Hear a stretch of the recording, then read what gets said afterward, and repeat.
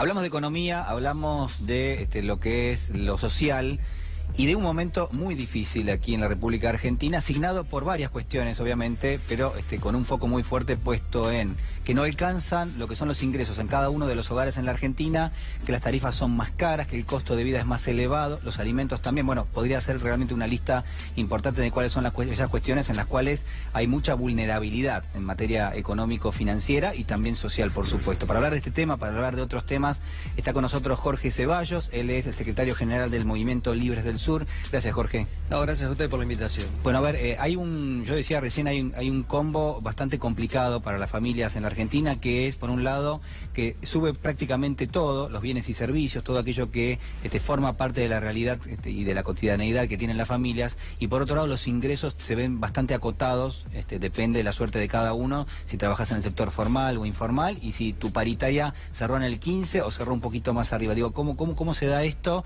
en función de que sé que sos una persona que recorre habitualmente los barrios, que sé que tenés un contacto social realmente muy cercano? Bueno, precisamente nosotros tenemos un relevamiento en los barrios más vulnerables, de los sectores de mayor pobreza, y el relevamiento que hacemos ahí de los precios de los alimentos, digamos, de principio de año hasta ahora, son los 7 meses, digamos, incluido julio, nos da que los precios aumentaron más del 25%, 25 y algunas centésimas, y precisamente los aumentos que tienen que ver con las asignaciones universales, sueldos mínimos, son la mitad, 11 y algunas centésimas. Entonces han duplicado el aumento de los alimentos, ¿no? Y si a ese combo que vos decís le agregás el precio de los servicios, ahora el aumento de pasajes, los servicios de electricidad, etcétera, entonces la situación social es grave. Hay una situación social durísima en esos barrios, y que bueno, después también uno se trasunta si anda en la ciudad, digamos, acá en Capital, la cantidad de gente que uno ve en la calle, niños, muchos niños además, digamos, están los padres con sus hijos en la calle, lo cual, bueno, es un golpe duro, ¿no?, a cualquiera que tenga algo de sensibilidad, así que la situación es muy difícil. Yo quiero preguntarte, y quizás que no quiero plantear acá una connotación política, sino que quiero que me cuentes en qué momento estas familias empiezan a experimentar este tipo de emergencias. Sé que, a ver, la pobreza en la Argentina no es nueva, tiene muchas décadas lamentablemente.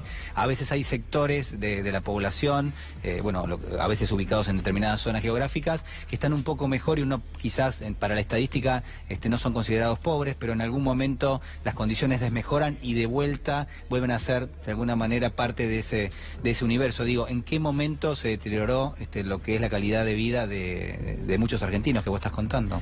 Bueno, ha tenido un salto en estos últimos meses, ¿no? De abril a julio, con devaluación mediante.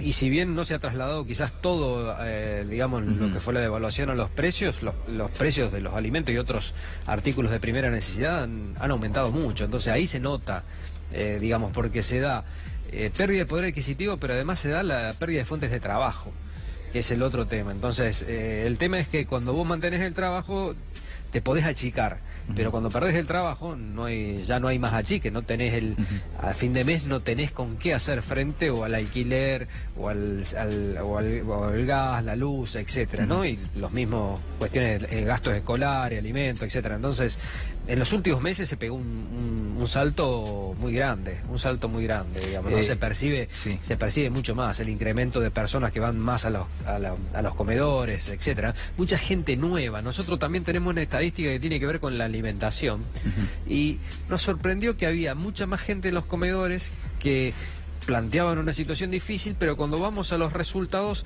los números no diferían de lo que habíamos hecho hace un año anterior, ¿no?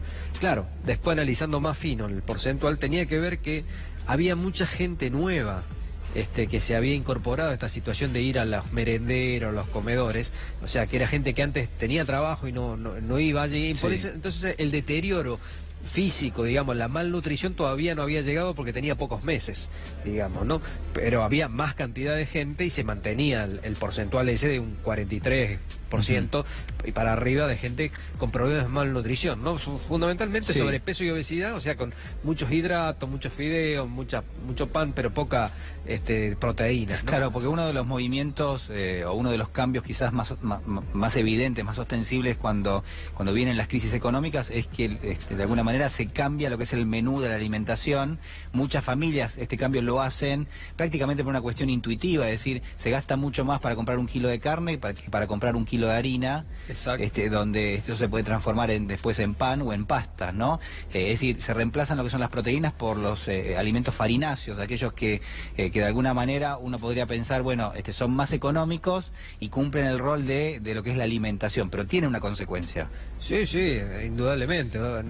Hay que, por supuesto que hay que desterrar el concepto que está gordito y está sano. En realidad tenemos sobre todo una situación de esto en bebés, niños y adolescentes. ¿Por muy qué? grande. Porque ¿qué se da? Y porque en el caso de los bebés, y a veces le preguntamos a la mamá, ¿pero qué está comiendo? Porque tiene un sobrepeso y nos dicen, bueno, el mismo guiso que estamos comiendo nosotros. O sea, no está la papilla, digamos, el churrasco, la fruta. Sí. O sea, no es equilibrada la alimentación ni es la indicada para un bebé, por ejemplo. Pero es lo que hay. Entonces, hay un cambio indudablemente de hábitos, ¿no? Después uno puede decir, bueno, también hay temas culturales, educativos, respecto a cambiar determinadas dietas. Eso no se puede negar, pero el dato principal hoy es la situación socioeconómica que ha empujado desde hace mucho tiempo el tema de que esta situación digamos de sobrepeso y obesidad y que en algún caso se agravaba porque a veces muchas veces el lugar donde los niños se alimentaban era en la escuela y en la misma escuela había abundancia de este tipo de alimentación y pocas proteínas, pocas frutas, digamos. Entonces esa es la consecuencia que tenemos y estamos hablando en una edad crucial porque ahí se define el futuro de la persona y la falta de oportunidades, ¿no? Hay una desigualdad también respecto al tema de las oportunidades que van a tener quien no logra conformarse, digamos, biológicamente, digamos, lo mismo que el que tiene todos los alimentos necesarios, ¿no? Ayer hablábamos a la noche aquí en C5N con Eduardo López, el titular de UTE, de la Unión de Trabajadores de la Educación de la Ciudad de Buenos Aires, y una de las cuestiones que él mencionaba es que al margen de lo que son las cifras que se manejan de los chicos que concurren a lo que es un comedor escolar, que el fenómeno que se estaba dando, y quiero preguntárselo, es que hay muchos chicos que, a pesar de no estar ni siquiera registrados en ese cupo, se quedan a comer de todas maneras y obviamente se los alimenta de todas maneras, pero que hoy el número registrado debiera ser muy superior en función de lo que está pasando en la realidad. Nosotros notamos un incremento en los barrios. Yo no soy, en este caso no estoy en la escuela, no soy docente, lo he sido antes, en otra época, pero lo que sí notamos es un incremento de la cantidad de personas que requiere ayuda alimentaria, pero es exponencial como ha crecido, porque indudablemente ahí está esta situación. Bueno, crecen paralelamente otras actividades, ¿cómo crece el trueque? Digamos, ¿no? Bueno, tiene que ver cuando no hay la falta de dinero para comprar determinadas cosas y se recurre a obtener ese alimento o esa cosa que hace falta, canjeándola por algo de lo que se tiene. Pero ¿cómo se da este cambio en términos cualitativos? Digo, hay una persona que vive en el barrio que habitualmente no iba al comedor y que de pronto un día toca la puerta y dice, ¿puedo pasar? Exactamente, sobre todo los mayores traen a sus hijos, ¿viste? Hay cierto pudor a veces, o se llevan también la vianda, ¿no? Pero sí, hay gente nueva, por eso te refería, de que,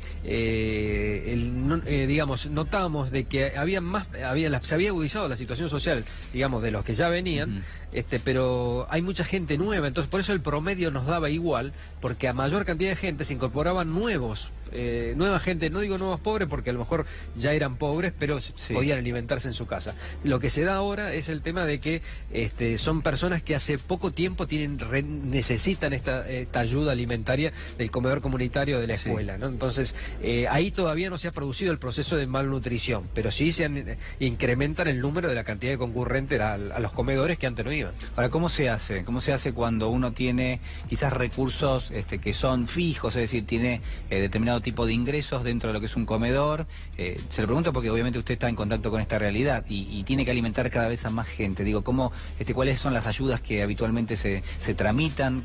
¿Dónde uno las puede pedir? ¿Hay una asistencia por parte, por ejemplo, de lo que son los gobernadores, en este caso de la provincia de Buenos Aires? Se ha incrementado la ayuda alimentaria, sí. En el caso de la provincia de Buenos Aires es insuficiente para lo que es la demanda, pero hay un incremento, siempre hay solidaridad, ¿no? También hay solidaridad de vecinos, comerciantes, ¿no? Pero ¿en cuánto se tendría que haber incrementado la ayuda para, de alguna manera, contrarrestar lo que es la demanda que tienen hoy? ¿En cuánto se multiplicó la demanda de alimentos? Digo, a grosso modo, ¿no? A mí me da... Hay una cosa que me molesta un poco, sí. Soy franco, porque este país produce alimentos para alimentar a 400 millones de personas. Sí, así es. Que en este país, que somos 40, un argentino le falte un plato de comida, da un poco de... No, la verdad que es un tema que... es una mala palabra. Claro, yo traería a discusión eso, decir, bueno, ¿qué pasa? ¿Por qué no puedo? Porque los países exportadores de petróleo, el precio de la nafta, de la gasolina, es casi regalado. Nosotros que somos exportadores de alimentos, tenemos alimentos más caros a veces que en los países desarrollados. Y tenemos muchos argentinos que no pueden comer lo necesario, ¿no? O que comen mal, que están mal nutridos. Entonces, eso me parece que sería interesante que se discutiese en las políticas sociales del gobierno. Porque yo, la verdad que más subsidios, más alimentos, más bolsones, bueno... Hoy en la emergencia hacen falta, pero discutamos una cuestión más justa, porque la verdad no se quiere grabar a determinados sectores que tienen más capacidad económica, pero el esfuerzo lo tienen que seguir haciendo los jubilados, los tienen que seguir haciendo los trabajadores, lo tiene que hacer la gente que percibe una asignación universal por hijo que le aumentan menos de lo que es la inflación. La verdad, sería el momento que el ajuste se haga en otro lado, ¿no? Está el famoso argumento de que no se puede gastar más de lo que se recauda. Bien. Pero ¿quién se va a ajustar más? Se va a ajustar el que ya no puede más, y eso es lo que está pasando, lamentablemente. Ahora, Jorge, la verdad que lo escucho hablar y me quedo de alguna manera pasmado, porque usted plantea con una austeridad notable, austeridad digo de todo punto de vista, incluso hasta de la exigencia hacia el gobierno, porque usted deja planteado que esto debiera hablarse, y quizás otro en su lugar directamente le exija al gobierno que dé marcha atrás, porque da la sensación, el cuadro al menos que usted está pintando es el del retroceso del Estado de los lugares donde solía estar, y la función de garantizarle por lo menos un plato de comida a cada uno de los chicos que hoy conforman lo que es la esperanza que tiene nuestro país para progresar en un futuro, digamos, y esto no se está dando. No, efectivamente, porque hay un discurso mentiroso, porque en realidad cuando dicen incrementamos la cantidad de porciones de ración alimentaria, es una verdad a media, porque lo que no dicen es cuántos son los argentinos y los niños que se han sumado a necesitar más ayuda alimentaria. Entonces ahí lo que se incrementó queda mucho más corto que de lo que estaba antes.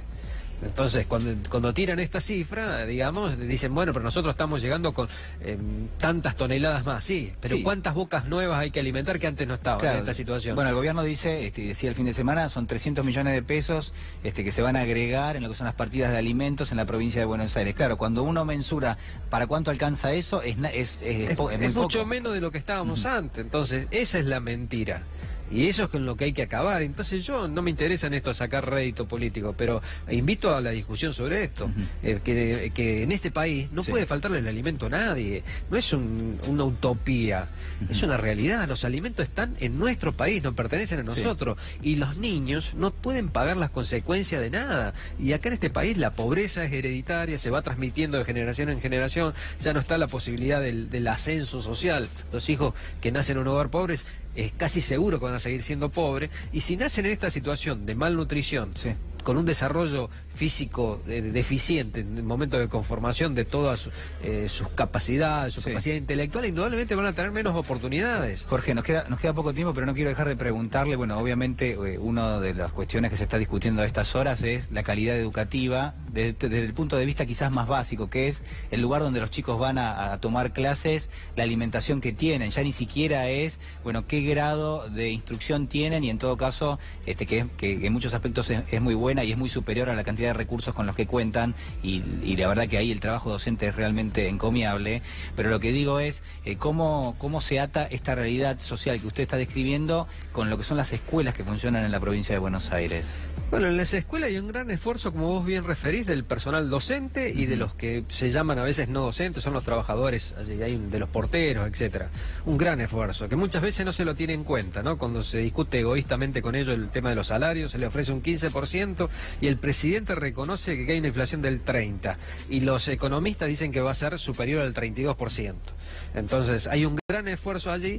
Ahora, hay serios problemas de infraestructura que se arrastra de hace mucho tiempo, pero que, bueno, siguen estando, ¿no? Tenemos la triste noticia de lo que acaba de ocurrir en Moreno, bueno, donde ya los docentes venían planteando y la comunidad educativa el problema que había allí, pero bueno, ahí está el Consejo Escolar intervenido, o sea, hay responsabilidad indudablemente de la provincia, que es quien ha puesto el interventor allí, y bueno, tenemos esta situación grave. Entonces, cuando se habla muchas veces muy livianamente de los docentes, digamos, por parte de los medios, los voceros oficiales, tengan en cuenta qué tareas hacen los docentes, tengan en cuenta esta vicedirectora, tengan en cuenta el portero que ha pagado con su vida el tema de tratar de brindarle a los niños, porque estaban queriendo calefaccionar la escuela antes que entren, estaban queriendo, digamos, hoy lo escuchaba el hermano, el mate cocido, preparar el mate ¿no? cocido. Bueno, esa es la tarea cotidiana, ¿no? De muchos docentes que no se lo tienen en cuenta a la hora de la remuneración. Mucho sacrificio. Pero claro que sí, mucho compromiso. Sí, mucho compromiso.